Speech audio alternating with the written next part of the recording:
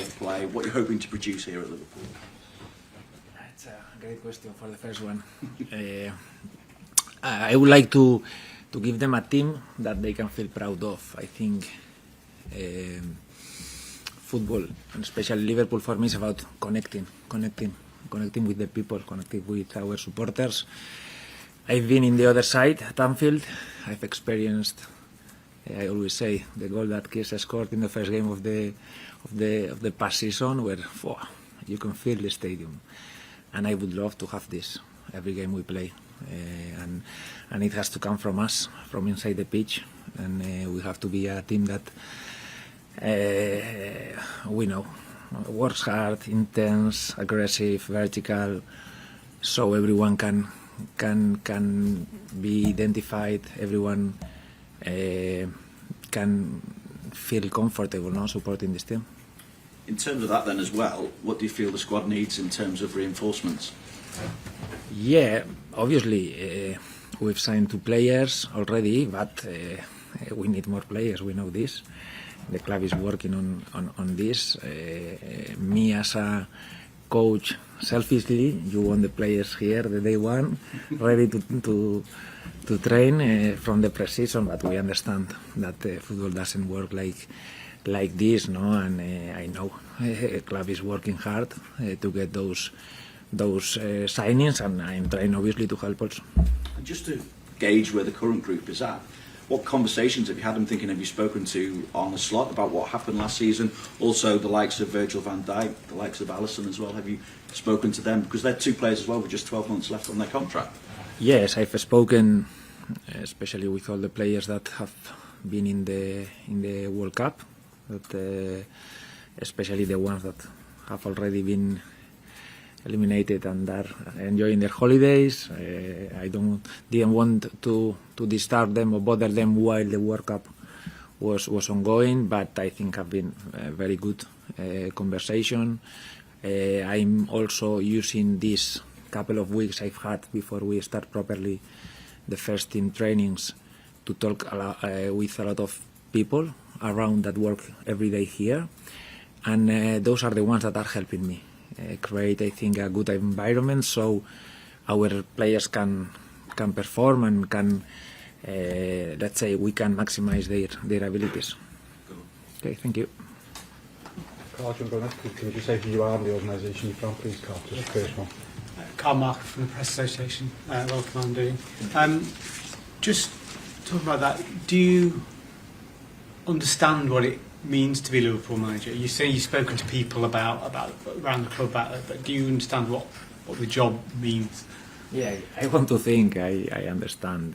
Probably until you are not here and until I don't go through certain experiences, I will not fully know. But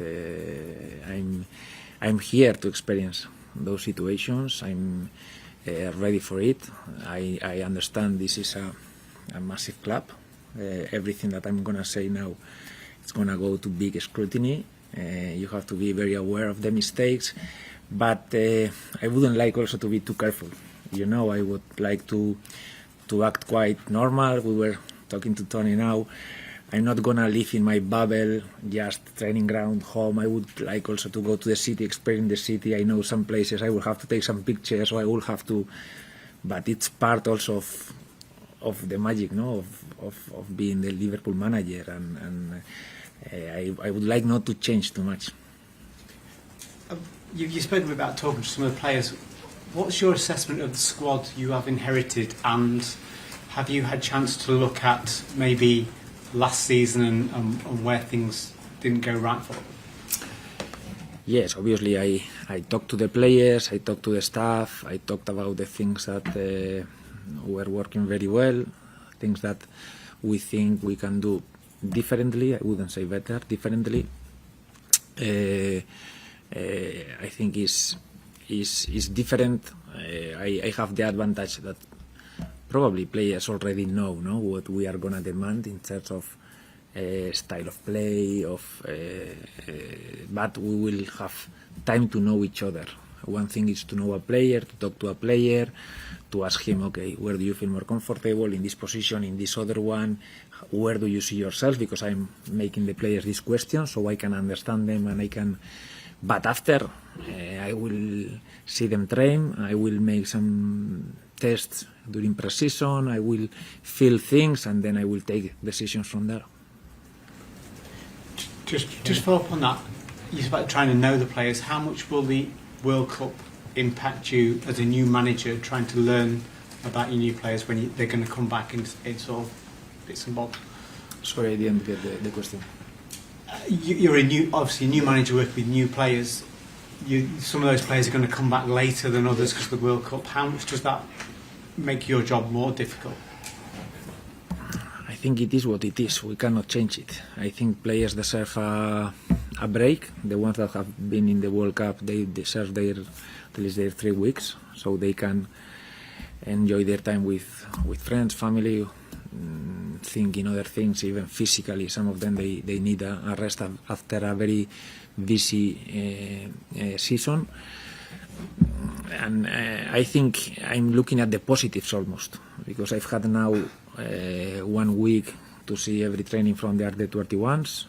We've had some of the players from the first team willing to come a little bit before, so they are already in a better shape to start. Already today that they didn't have to come, I've seen 2 or 3 that I haven't seen before, that they are already here, ready for the testing tomorrow. So I think this progressive introduction also will allow me maybe to get more in touch with every player, and also will give, especially the young players, some players that have been on loan, more minutes during preseason. First part of preseason basically is going to be with a lot of players from the academy, players that in other situation maybe I wouldn't know as well, and now I will have the chance to get them to know personally, training every day with them in some friendlies, and it's going to be good information for me. Hi, Julia from BBC Radio Merseyside.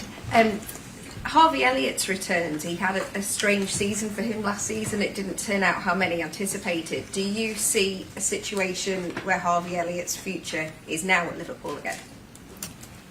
Definitely Harvey is here with us. He has come also. I've seen him with this eagerness of showing himself, getting himself ready again. He will have a chance during the preseason. We will need him, and it's a good sign. He came 1 week earlier. He's been training with the under-21s, and I hope we can see him in a good place. No, I think Harvey comes from, especially last season, had to be very difficult for him, because it was a strange situation where basically they couldn't even put him to play, and I think he uses this what he has experienced, the bad situation he has experienced, to make him even more eager to be a Liverpool player. Yes.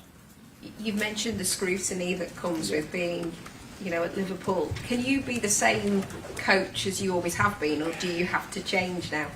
I will try to be the same coach. I understand that I will maybe make mistakes here. I will say things that I shouldn't, but you cannot be all the time thinking exactly, don't tell this, don't. I think you have to be yourself. You have to be yourself, and I will try to be. Obviously, I cannot say everything here to you. There are some things that you have to keep private, but especially with the players. No, I know that we will have big personalities, big egos, but I will try not to change with them also. Yes. Thank you. Beth? Hi, I'm Andoni, Beth from ESPN. Just following on from that, in terms of your character, your personality, what can fans expect from you? What kind of personality or character would you say that you have as a coach? Well, it's the most difficult question, probably, no? Try to describe yourself. I don't like to do this at all. I think you have the advantage that you've already seen me 3 years at least in the Premier League. I think everyone kind of, some of them will know me better, the others maybe they don't know me, but the people involved in football, more or less, they will know what we are going to try to do. Obviously, I understand that this is Liverpool. We have to change some things. We have to change a little bit, even tactically, even on the pitch, even. But if they sign me, it's because they want a lot of things that I was doing before in other clubs. So I wouldn't like to change in the pitch the DNA of what have been my teams, and also outside. How I'm going to answer your questions, how I'm going to relate to the supporters, how I'm going to... I think I will try to be as natural as possible, and I hope it doesn't change me a lot. Yeah, and there's been a lot of change this summer, obviously, yourself coming in, a number of senior players have left, and even maybe a bit of change behind the scenes as well. Do you think, sort of going into next season, what are the expectations? Do you think there has to be an element of patience and maybe a sense of transition, or can you be up there challenging right away? No, I think we have to accept there are like difficult situations right now in terms of, if I would say, both sides. A lot of senior players leaving, very important players that have achieved almost everything here in the club, and also some of the very important players injured. You know, we haven't started training, and we already have, especially in cases of Uwe Kitike, Conor Bradley, Giovanni Leoni, long injuries.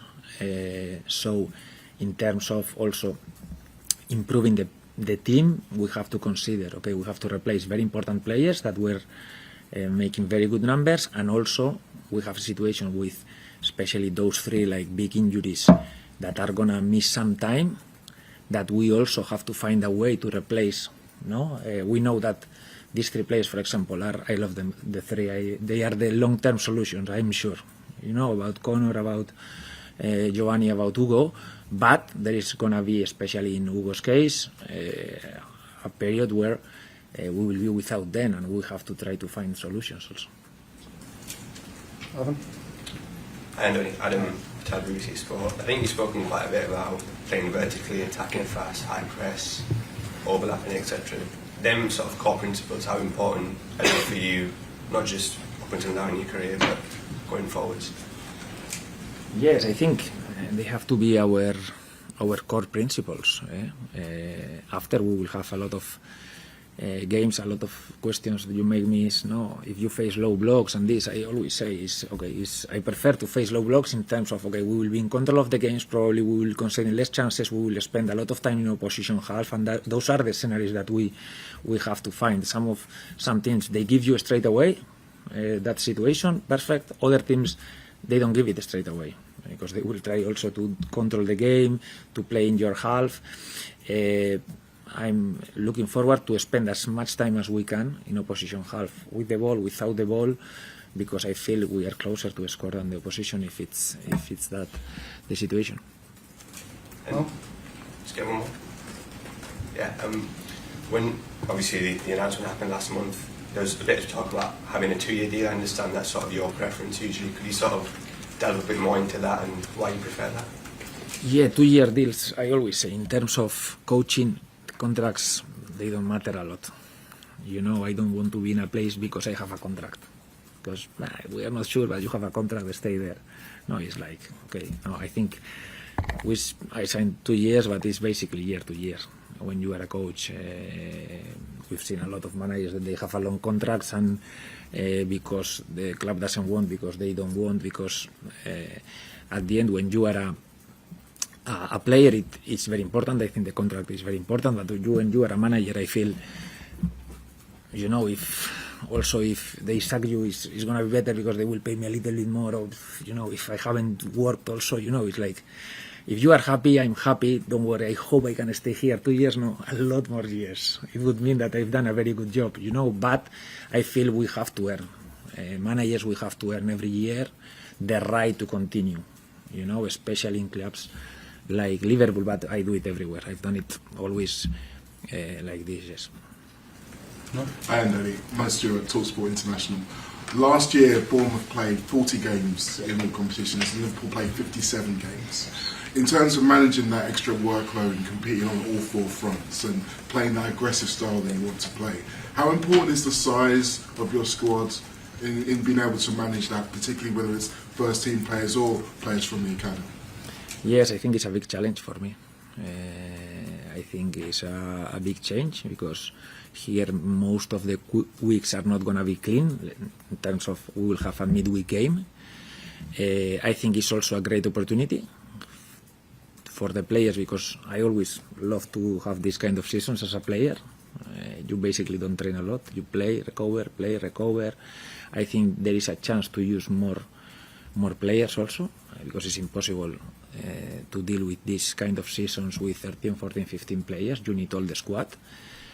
And there are positives on this, but also we have to get ready because in this kind of hard season, a lot of games, injuries will happen, situations will happen, so we have to get ready in terms of squad depth so we can deal with the demands of the competition, and we can go through those months, especially here in England, December, January, February, those months are really hard, and we have to arrive to those months in a situation where we can deal with them, yes.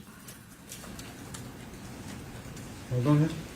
Do the breakout next door. Thanks, Andoni. Thank you. Okay.